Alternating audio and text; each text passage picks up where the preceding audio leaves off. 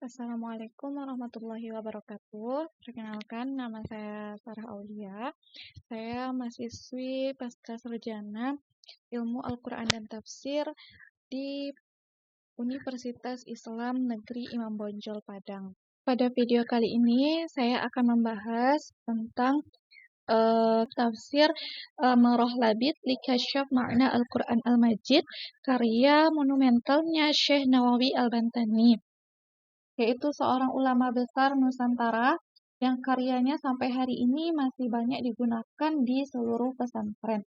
Nah, di sini saya akan menjelaskan secara rinci mengenai latar belakang penulisannya, kemudian biografi dari Syekh Nawawi itu sendiri, kemudian bagaimana metode yang digunakan dalam menjelaskan tafsirnya, kemudian corak tafsirnya, serta apa kelebihan dan keterbatasan dalam kitab tafsir ini sendiri. Pertama-tama kita masuk pada biografi Syekh Nawawi Al-Bantani. Nah, nama lengkap beliau adalah Abu Abdullah Al-Muti' Muhammad Nawawi bin Umar. Nah, ia lahir pada tahun 1814 Masehi di Banten, Indonesia. Nah, nama Nawawi sendiri, Nawawi ini dijuluki karena dinisbahkan pada kota asal lahirnya, yaitu kota Banten. Nah, beliau wafat pada tahun 1897 Masehi. Dari keluarga ulama dan memiliki nasab yang bersambung hingga Nabi Muhammad SAW.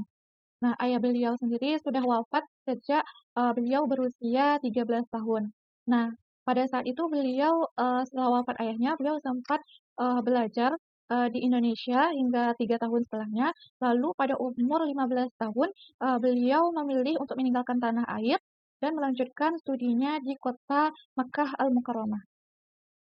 Tak hanya belajar di kota Mekah, beliau juga hijrah ke Mesir pada saat itu untuk melanjutkan studinya dan lalu balik lagi ke kota Mekah setelah merasa cukup dengan ilmu yang sudah dimilikinya.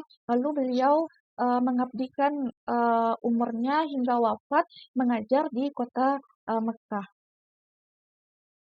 Ilmunya, beliau dijuluki dengan Imam Al-Haramain.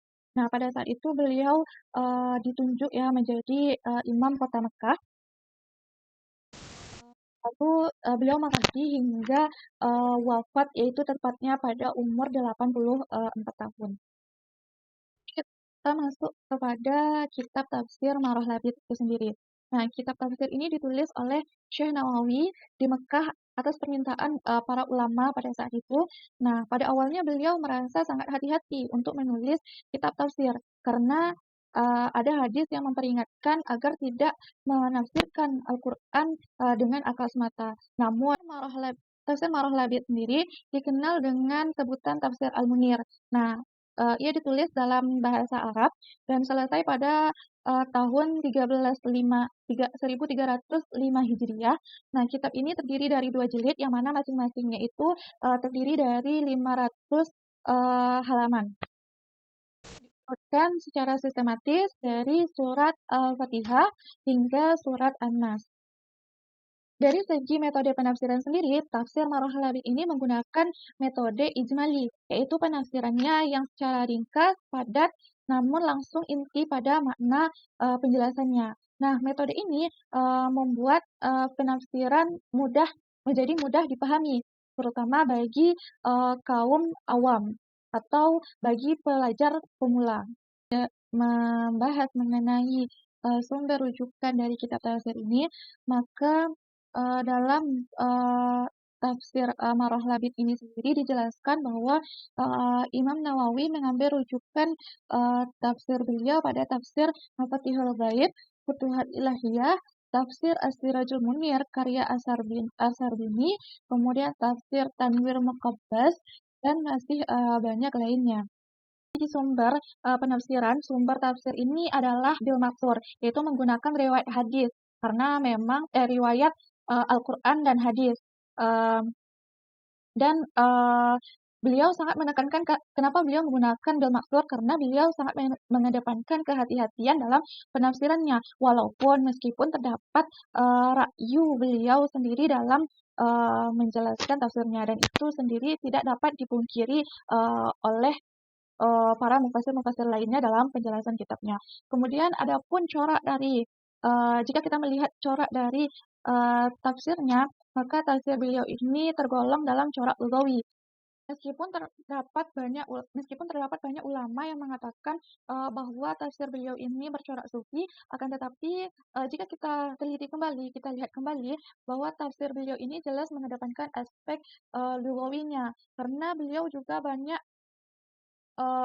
mengedepankan penjelasannya menggunakan dari segi balaghahnya, majaznya, kemudian beliau menjelaskan secara detail dari kata per kata, lalu beliau bahkan hingga per huruf. Kemudian terakhir mengenai kelebihan dan kekurangan tafsir Marwah Labid ini, kelebihannya itu terdapat pada bahasanya yang sederhana, sebagaimana tafsirnya sendiri tadi dijelaskan bahwa tafsir beliau itu ijmali, sehingga bahasanya itu terlihat sangat sederhana, tidak terlalu rinci, meskipun terdapat beberapa ayat yang menjelaskan yang beliau jelaskan secara rinci. Nah, adapun uh, kesederhanaan tersebut memudahkan kalangan baik dari kalangan umum hingga para pelajar untuk mudah memahami kitab tafsir beliau. Kemudian kekurangannya terdapat mengatakan bahwa kekurangannya yaitu tidak banyak menguraikan sanad dan hadis secara rinci dan minim pembahasan munasabah antar ayat. Namun secara keseluruhan tafsir Marwah Rabit ini merupakan karya tafsir Nusantara yang bernilai tinggi, ringkas namun bermakna. Bahkan ini sudah banyak dibuktikan atau eh, di eh, di dijelaskan oleh pendapat-pendapat ulama yang sudah eh, membaca dari kitab tafsir beliau ini. Bahkan kitab ini sendiri memiliki kontribusi yang besar dalam perkembangan kajian tafsir di dunia Islam.